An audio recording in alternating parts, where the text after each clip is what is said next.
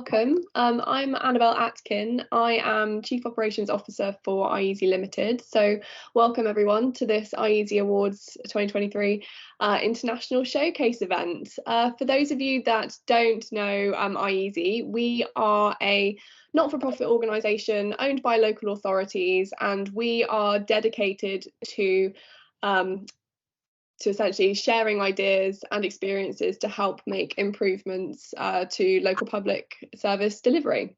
One of the ways in which we do this is through our annual awards programme, the iESE Awards.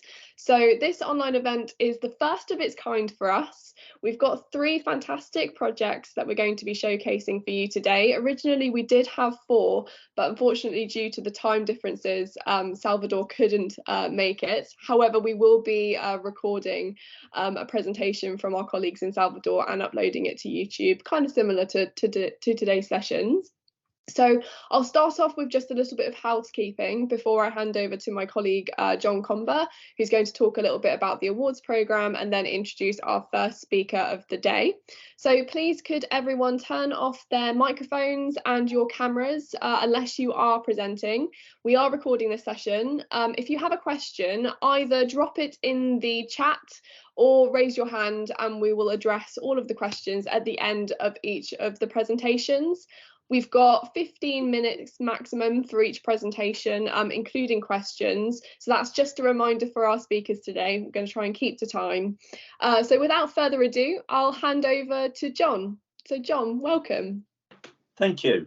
My name's John Comber and I'm an iESE associate. And I've had the pleasure of being the judge of the awards panel and been involved with the awards for a number of years. The awards process is run annually, as you know, and seeks to find the best examples of transformation and innovation across the sector. That's been for a number of years in the UK, but increasingly is going international. And that's evidenced by the Transform magazine, which iESE produce, actually now being read in over 140 countries. So this really is about finding best practice in public service from around the world and making that available to everybody so that we can all benefit from each other's the best things that each of us do. The awards are scored against the iESE transformation model, and there's a number of bits to that which are assessed, including innovation, the impact of what the projects are doing has had, the way in which people have been engaged, both the staff and the communities and the public, and the quality of the delivery. So it's not just about the project itself, it's how it's delivered, what the outcomes have been, and they tend to be tremendous. And it's been an absolute joy to be involved in the judging process and see what you're all doing at the coalface despite all of the challenges that you face. This is the second year that we've had international entries, and they have been at a very high standard. And today's event showcases 3 of the winners from those submissions. And so I have the pleasure of introducing each one. And the first is the Ministry of Interior United Arab Emirates project. And I'm going to ask Kahali to introduce the project. So if you could, please. Thank you, John. Good afternoon, everyone. My name is Khalil Andrawis, and I'm presenting our participation on behalf of Colonel Mohammed Al-Ariani, our team leader, and the team members at Ministry of Interior. First of all, I would thank you very much for our gold-winning nomination. For our combined participation in for transformation.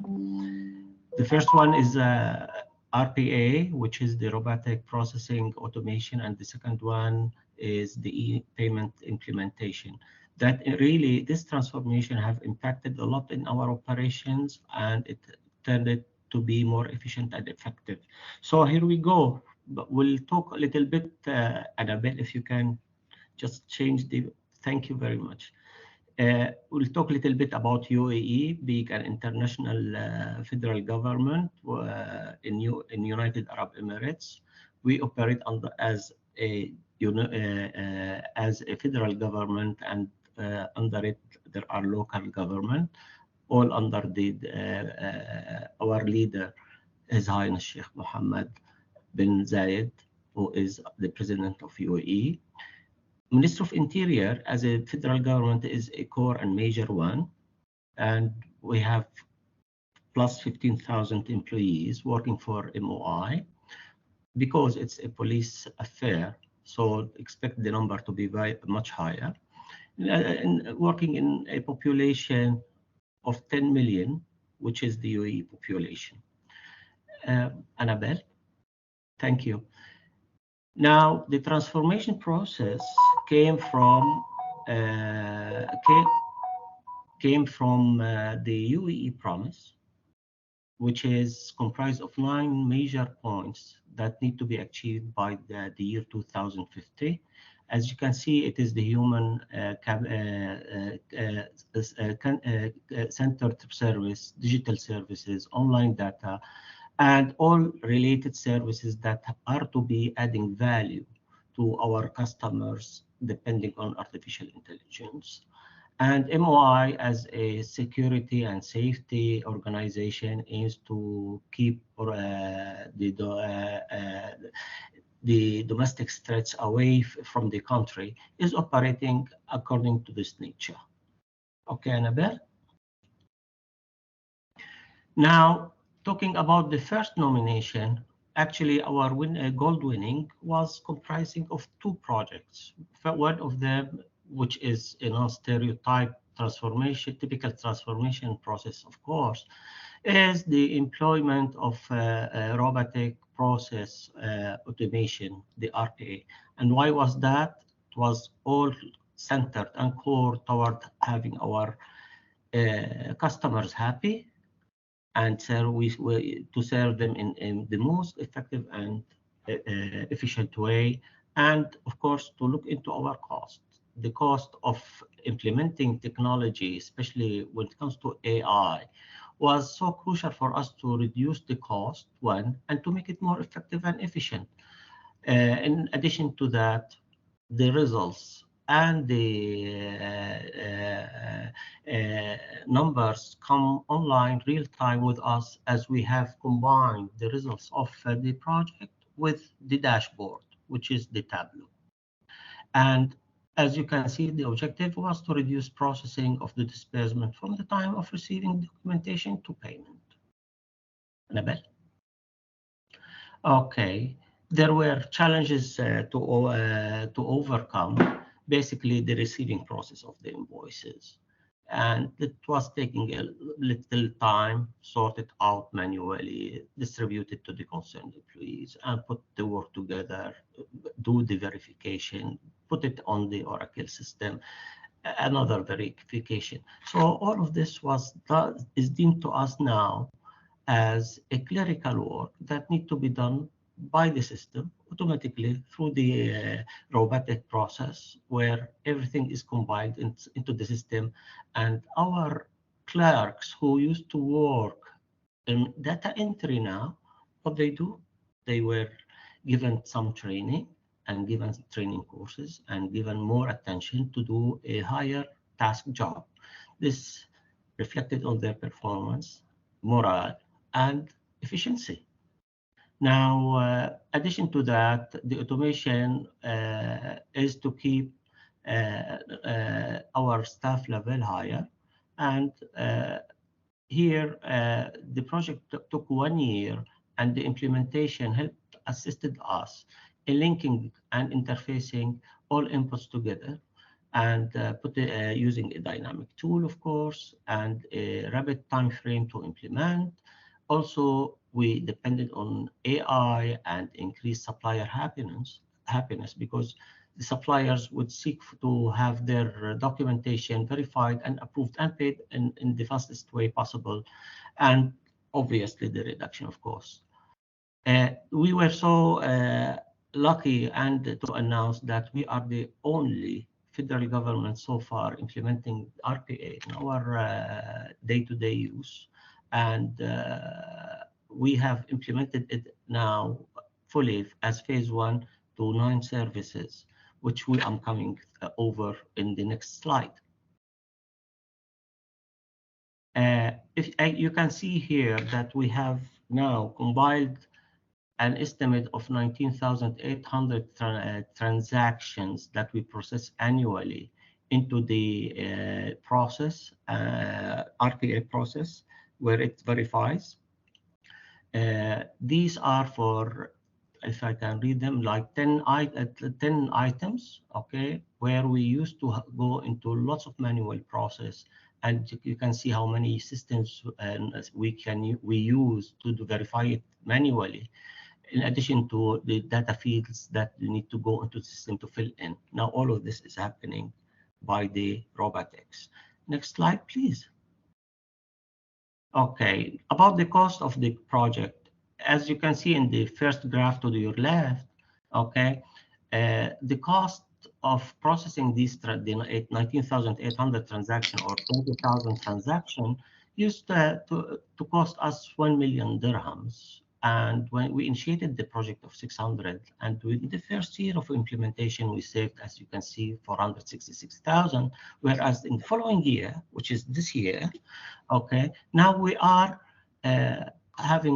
servicing the system with the 50,000, and all the rest of 1 million dirhams is a cost saving. And the result is a better and more accurate results, more happiness to the customer. Supplier, I mean. The slide. Oh.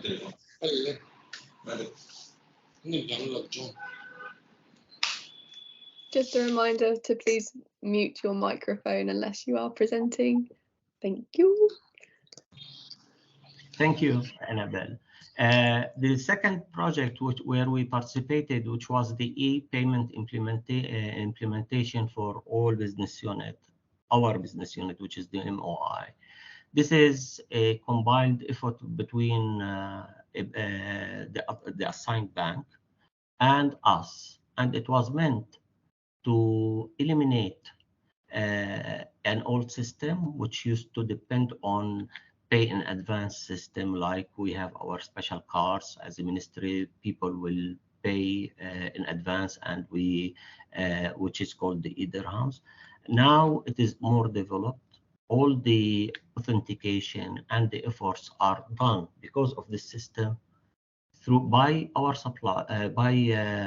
our customers who purchase the service from us. Lots of we have like 978 services, okay, and whereby they can compile their requests, and the bank is automatically involved by sending OTPs to them through our gateway, not the payment gateway, but through our website, okay, which is a secure website. In addition to that, the service, we review the service and we provide it to them. So the whole process, it goes without a blink, and it is a better service. The other slide. Now, the composition of transformation was to depend more on BOS and to use webs and BOS-based channels, and to depend on mobile smartphones, and depend on the portal, our portal, and the websites. So all of this combined will help our customers to take it at ease, let me say, where they can use any mode of payment, BOS, Visa, MasterCard, Pay by Link, Google Pay. They have all the options, even the bank transfer. Okay. All right. And what is good about this system is that the merchant himself, who is asking for the service, does his reconciliation, ensure that whatever he asked for, he got it. The bank does the reconciliation on the receiving funds, and at our end, we do through our database and the service rendering and make sure that the service was given. So it is a three-way reconciliation. And what is another a good part about it is the refund process. Refund, usually some services require refunds, or some services that are rendered may not be the proper service, so the customer will be asking for a refund. Either way. In either way, the refund process is very secure and safe and is done automatically by the system, whereby the bank reports that there was some sort of a mistake, or we report to the bank that no, not the service, the other service, so the refund goes automatically. Okay. And now what is unique about this practice is that, first of all, you can see the bold statement, it's zero implementation cost, because it was an effort that we are doing as IT department. We have a very big department and obviously a very reputed bank.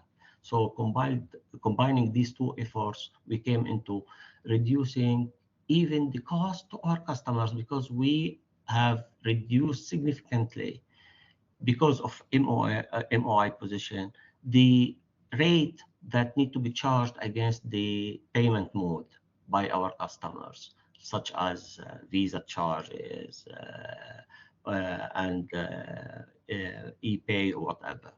Okay, so the best timelines offered for transformation, advanced payment methods, integrated payment solution, no manual intervention, and systematic payment execution, and advances front end to provide the best customer experience. So customer in the end is happy, and this is what we are aiming for. Now, some facts about this project. Costs zero, although the payment solution was done under federal government directives, because it is the intention of the federal government. We were the first to do it, first of all, but we did it in a very full implementation way, to the extent that all our services are now catered through online and are catered through the e-payment modes. This will give us now the challenge is how to move to the metaverse operation, but this is not the subject of this showcase.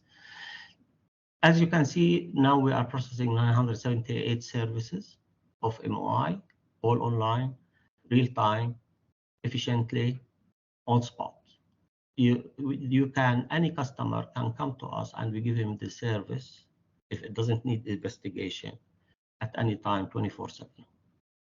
And so as in 6 months, we have processed 613,1818 transactions, which is considered to be a massive number. Thanks to AI and our department and the leadership of Colonel Muhammad Al-Ariani, who has devoted lots of time for development, and it paid off. Thank you so much. I take this moment to thank everyone from the juries, Annabelle, Dr. Oh my God, Dr. Edwin, Robin, of course, and everyone. Thanks for giving us this opportunity. Thank you for a fantastic presentation. As we said at the beginning, if anyone has questions, please do put your hand up or ask those questions in the comments. There's not a lost opportunity, because obviously as we go through the other presentations, there's still time to ask. I believe we may have a question from what I've seen.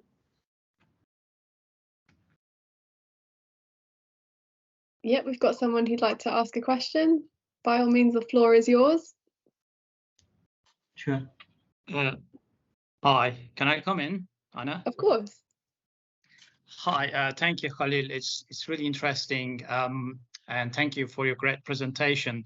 I'm Mehmet Kaynaki. I'm digital consultant at Surrey County Council in the UK, and specializing in automation and AI. We have successfully completed over 100 automations at Surrey, demonstrating their value as well. So my questions, I've got two questions actually from your presentation. So one is that maybe I missed that in the beginning, sorry for that if I missed it. So do you have an ERP model already? And did the ERP model you previously had didn't offer the necessary functionality for handling these invoices and payments? Or was it too costly for you to implement?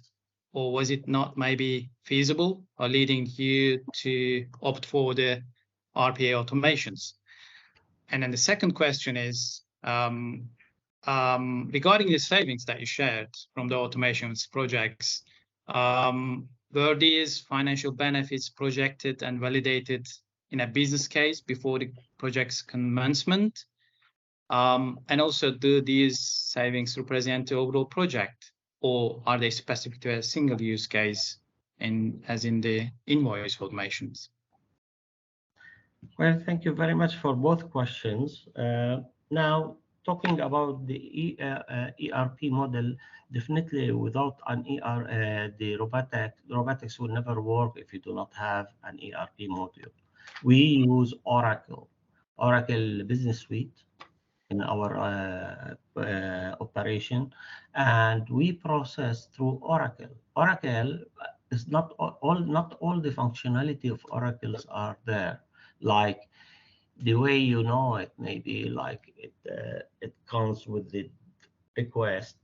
And I know why you're asking this question. Like normally Oracle the AP module should go with the purchasing department upon procurement, where they enter phase one, it goes into the system, then verified through the bill and through the receipt.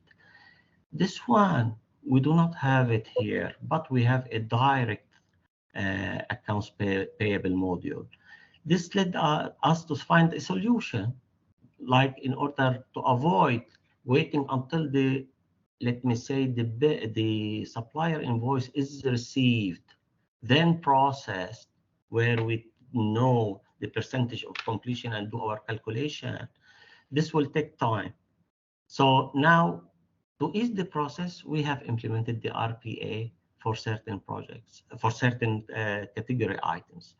These category items are very substantial for us, especially they are services items, like you take phones, on water and electricity.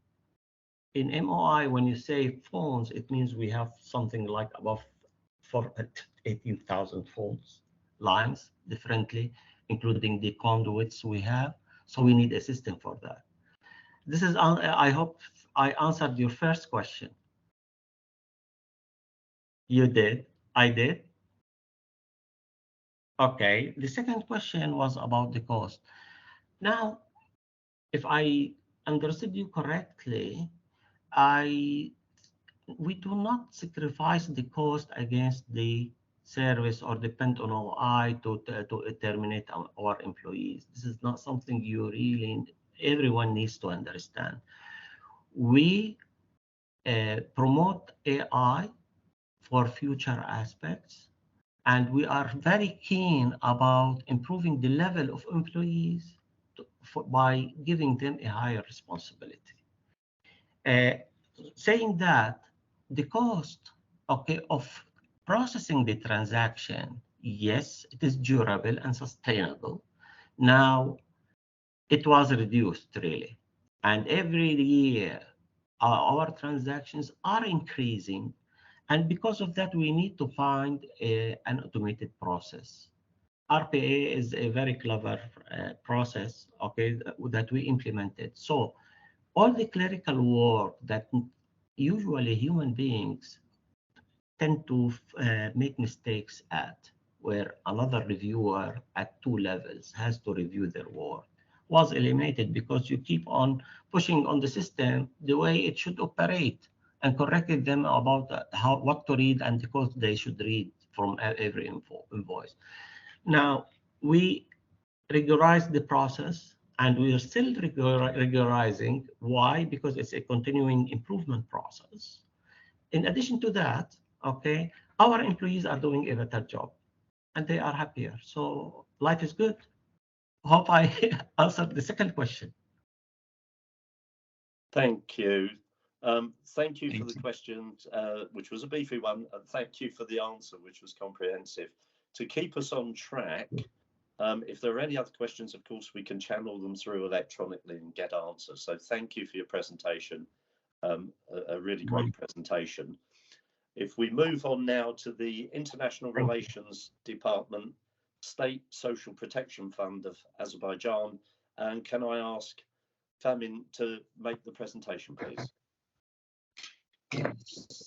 Good afternoon, dear colleagues, dear friends. Before I start my presentation, I would like to thank the organizers of this international showcase event, which provides a platform to showcase the international triumphant projects of the iESE Public Transformation Awards 2023.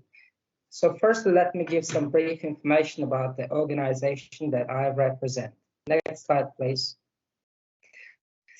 So the State Social Protection Fund of Azerbaijan is a legal person of public law operating in the field of compulsory state social insurance, voluntary social insurance, personal mandatory social insurance, providing the population with labor pensions, stipends, compensations, grants, social benefits, targeted state social assistance, as well as other benefits specified in the laws of Azerbaijan, acts of the President and Government of the Republic. The structure of the fund comprises its central head office, specialized central branches, and regional branches.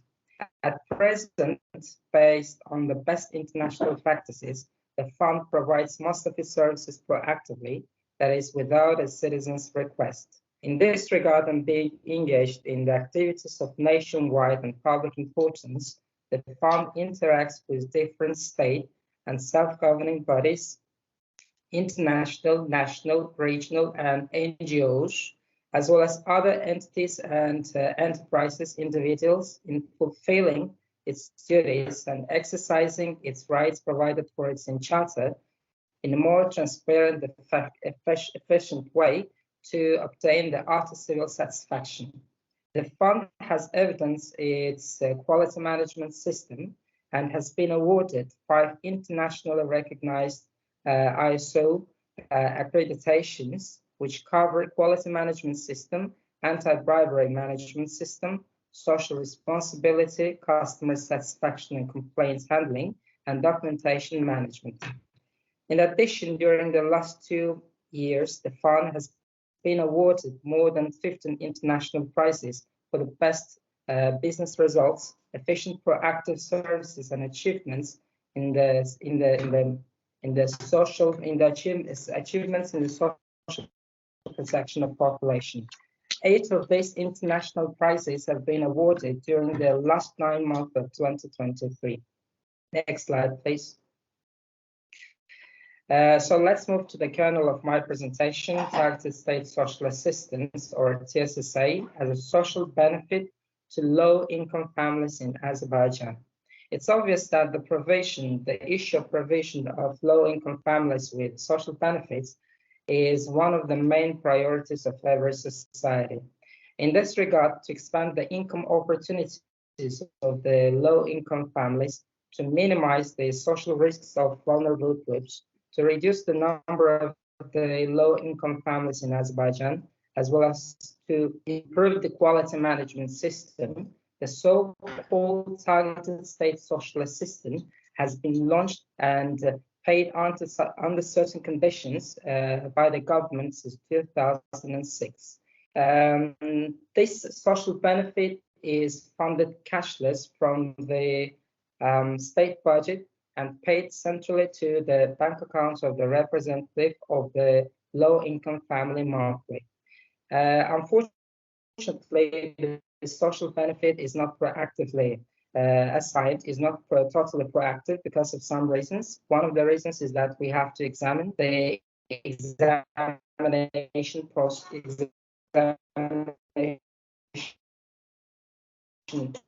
conditions of low to acceptance of paper and electronic applications for the receipt of the TSA.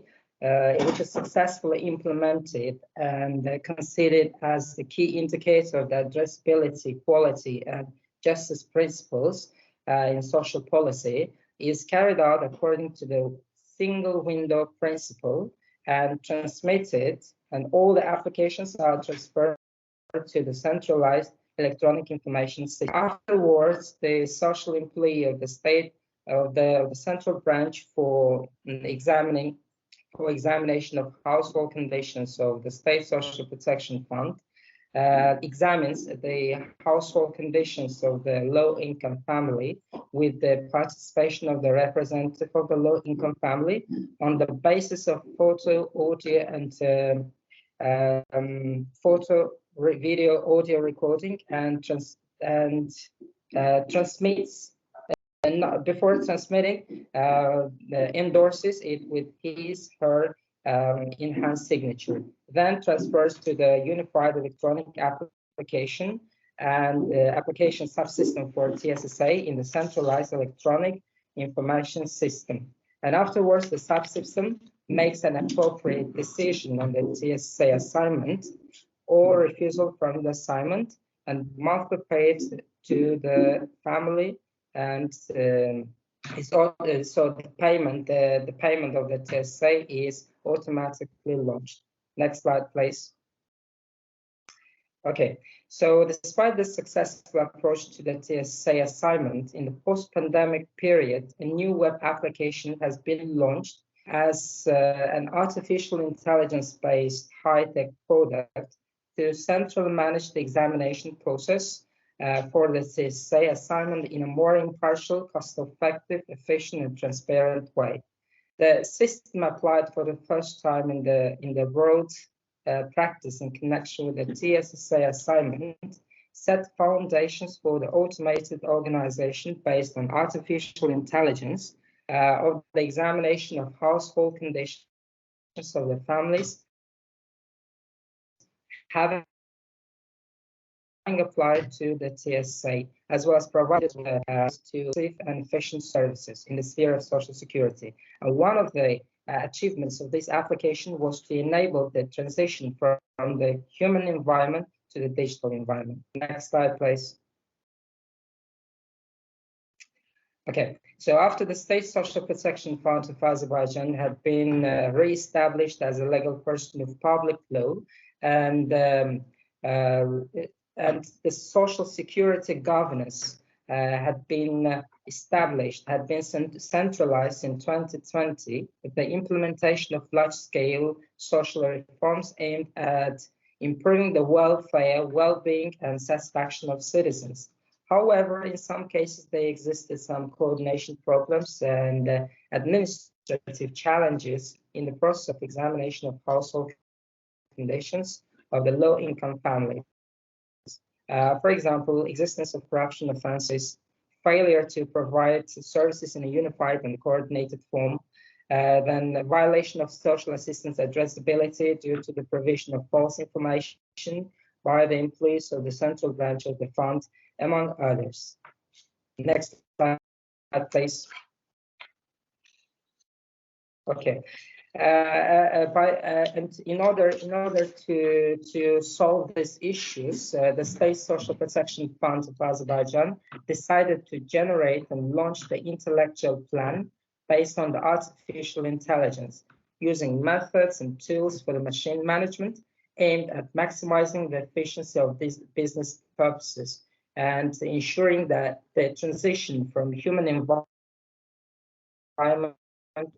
As we are squeezed in time today, unfortunately, I will not be able to provide you with more information about the tools, about the intellectual plan. However, if anyone is interested to get more information, I would be happy to share more after the event. And now I would like to note that thanks to all the features of the applications due to its successful usage, we have created a unified database and achieved citizen satisfaction for more than 96% regarding TSA assignment and have activity to satisfy the international standards and requirements in the process of examination of household conditions. Speaking of the evaluation of the results, it's quite suitable to note that first we established the customer satisfaction measurement mechanisms, and we achieved a 35% reduction in written complaints and 22% reduction increase in customer satisfaction compared to 2021, and amounting to 96.5% in 2022. And also we ensured full compliance of the activities of the fund with the international requirements and standards. And we achieved a decrease of 21% in the workload of the fund in the TSA assignment. Next slide, please. Lessons learned and risk management. Our key success criteria in the TSA assignment to low-income families have been our strategic focus, trust, and satisfaction, which includes the elimination of corruption conditions, offenses, achievement of the efficiency in social governance and control systems, providing more people, more low-income families with social assistance and social protection, strengthening cost and time management by creating a favorable and healthy environment. To avoid or minimize such risks as additional burden in ensuring the information security system, lack of professional staff, and challenges of adaptation to the digital environment, we developed the risk management system, which covers using the modern software to ensure the system security, recruitment of new professional employees, and their involvement in various trainings, service conversations, and other activities. The artificial intelligence-based application used by the State Social Protection Fund has really improved performance indicators regarding TSA. Although we know there is no limit to perfection, and in future we are about to share more novelties in the field of social security. Thank you for your time. Thank you for your attention. Thank you again for another fantastic presentation. Again, if anyone has any questions, please put your hand up or ask them in the chat. As I've said before, there will be an opportunity to ask questions electronically, so the opportunity isn't lost. This is about sharing the information in as many ways and as much as we can. So if I see no questions, I will keep us on track by moving us to the next presentation, which is the impact project from the Lebanon. And I will ask Carol and Georges to make the presentation, please. I believe we've got a video to play first, so shall I just move on and click that first? Yes, please.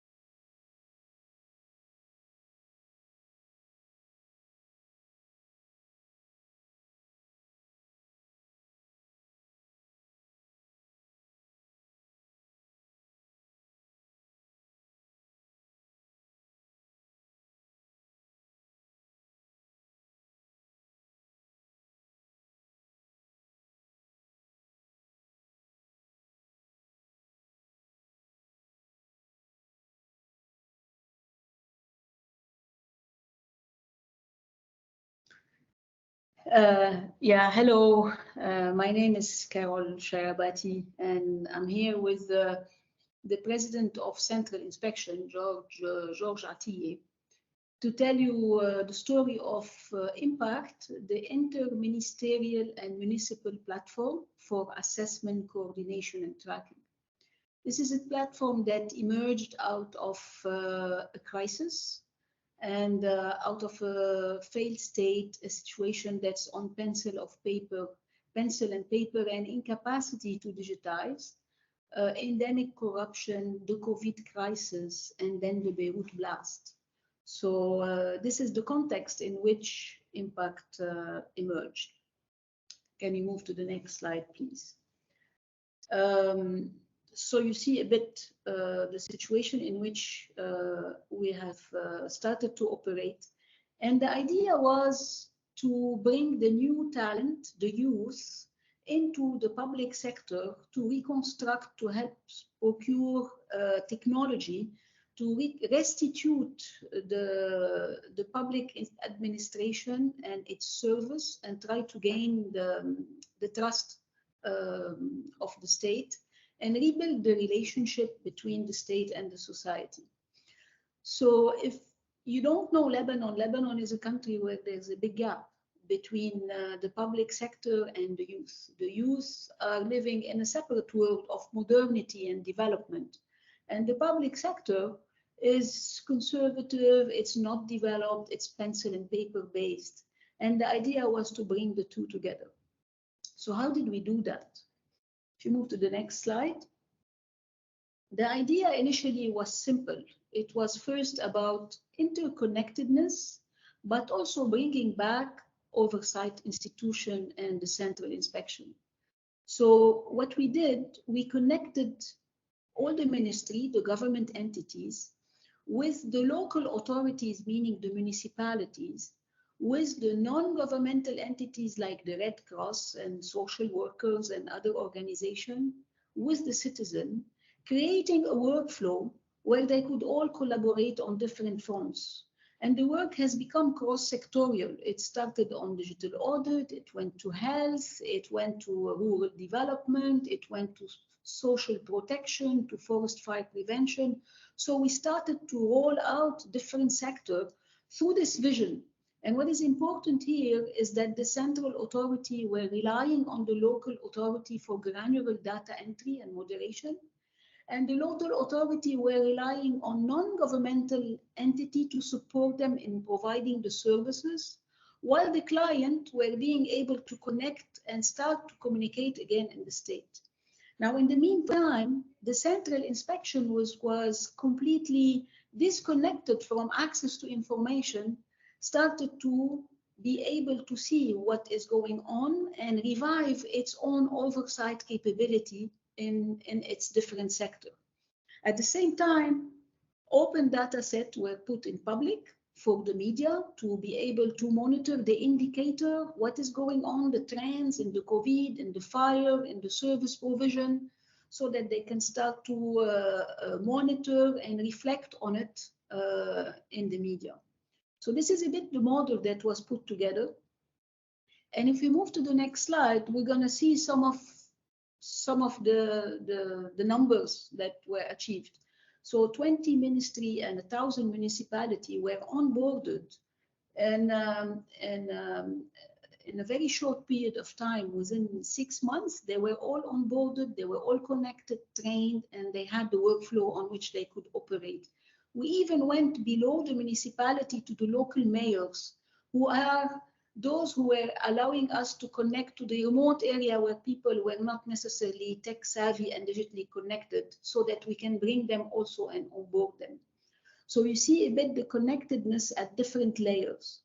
Now, during the COVID crisis, the vaccination, the vaccine dissemination, but also the quarantine and the management of the COVID were managed on the platform.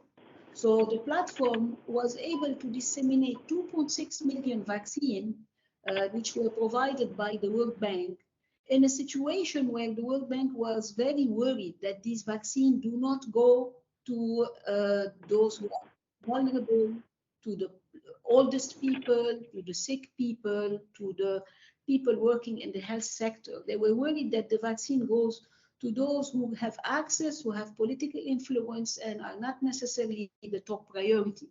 So what happened, we developed a system where everything was automated, from the registration to the enrollment, to the invitation, the selection, the vaccination, all the way to the certificate, which allowed to guarantee that the proper criteria were embedded into the process. The same thing happened when, after the Beirut blast, there was a need to start to distribute aid to the poorest households. And here we were on the eve of elections. So distributing money on the eve of election in Lebanon is very challenging, because again, the money can be used to buy votes. So we built a fully automated system that allowed to onboard and select and disseminate payment to poorest households without any arbitrary or human interference. And here we use the proxy mean test to automate this, so that the criteria for selection were based on a scientific poverty indexing process.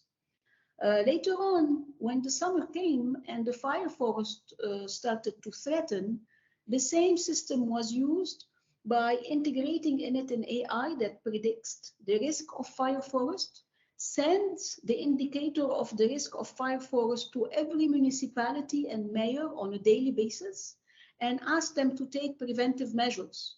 These preventive measures were monitored by the central authority, like the Ministry of Interior, to make sure that the proper measures were implemented locally to prevent the fire forest from starting and spreading. So you see a bit how it was about interconnecting the different actors, and in a very speedy way, optimizing the workflow between them, bringing where needed artificial intelligence and proper mathematical modeling, so that the proper decisions are taken, the services reach the citizens that are in need for these services in a relatively fast way, in a situation where the state institutions were exhausted and very challenged by the circumstances. Now, we did a little simulation to try to estimate, if we had not used the COVID moderation, the mobility permits, and the vaccination, what would have happened. The estimation is that, at least in a very conservative estimate, 6,300 lives would have not been saved, and these people would have died. So the system has been capable of actually saving lives and bringing the support to the citizens in need in a country in crisis. Can you move to the next slide, please? This is a small snapshot of the interconnectedness of the system. It has connected citizens with its central administration and all the municipalities, but also it has helped international community and organization work and coordinate with the state institution and ensure that their support were reaching out to the citizens. And then you can see the media, the NGOs, the Red Cross, different associations, universities came onto the system to also sometimes even do some research using the public data in order to provide some insight and do some publications. Can you move to the next slide, please? Now, this is the culmination of this project, is what the young software engineers and AI engineers call the augmented inspector. In a country where the state is challenged, we've been dreaming of this image of these inspectors and oversight agencies that are revived, re-emerging, reinforced, and they can use the technology and the tools so that they can actually audit the state and support proper governance in the state. And this is where the Judge Georges Atiyeh will tell you how the central inspection has leveraged all this technology to proceed with its auditing. You could keep the previous slides. President Atiyeh, maybe you want to jump in here? Hello, thank you for your invitation to present the role of Central Inspection. I'm Judge George Atiye, presiding the Lebanese Central Inspection. The Central Inspection is a main oversight body in the country with a special and essential mission to conduct inspections across the public administration and impose disciplinary measures if needed, to coordinate joint actions between relevant public administrations, to advise public sector institutions on the improvement of their structures and processes, and also to submit proposals and recommendations to Council of Ministers on the reorganization of public administrations and municipalities.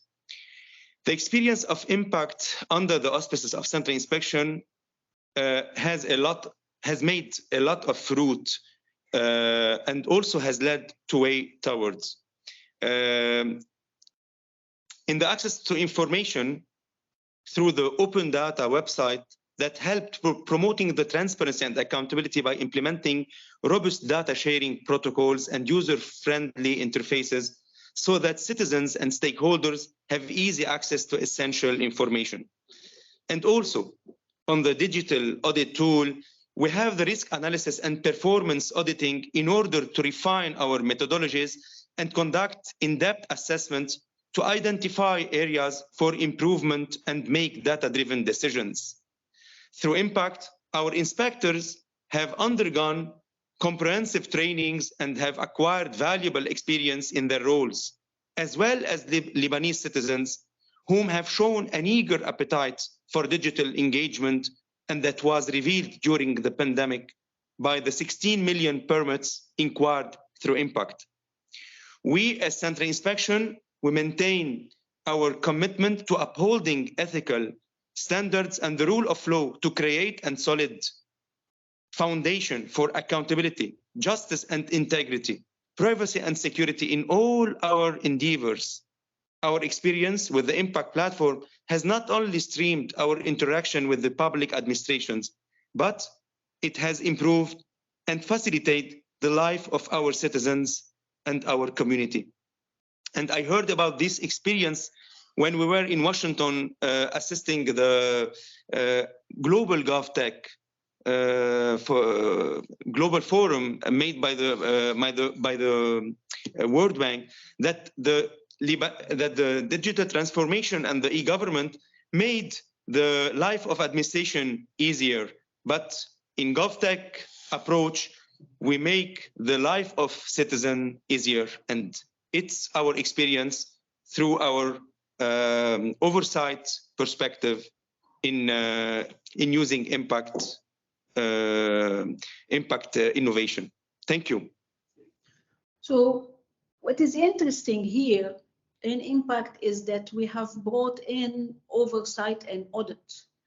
And bringing oversight and audit opens a huge pathway. We started to think, as the inspectors started to monitor the data and to do their auditing more effectively than they were doing before, to start to automate this and integrate fraud detection and integrate consistency and inconsistency detection within the system. And we started to build some of them, but the journey is even longer, you know, and to build more automation to support the inspectors so they can do their work more effectively. Now, if we move to the last slide, and I would like to land on this, Impact has gained, taken the Order of Merit by decree by the government of Lebanon for its achievement during the COVID crisis.